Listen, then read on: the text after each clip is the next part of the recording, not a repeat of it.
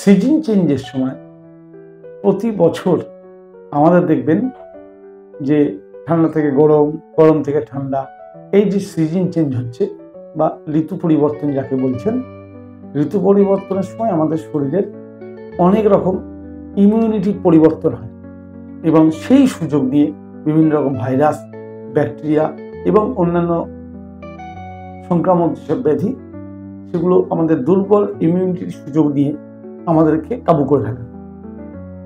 Immunity তখনই ঠিক থাকবে যখন সিজন চেঞ্জের সময় আপনার শরীরের মিনারেলস, কেমিক্যালের ব্যালেন্স ঠিক থাকবে। একটা রসুই চিকিৎসার একটা ম্যাজিক টিপস দরকার পড়ে লিখে রাখুন। যখনই সিজন চেঞ্জ হবে, অর্থাৎ ঋতু পরিবর্তন হবে, ঠান্ডা থেকে গরম বা গরম থেকে ঠান্ডা, এই সময় আপনি যদি প্রত্যহ ধনে, পুদিনা, আদা, গোলমরিচ এবং জিরে সব অল্প অল্প করে নিন, আপনার প্রয়োজন মতো নিয়ে ওটাকে শিলে পেস্ট করে বাটুন।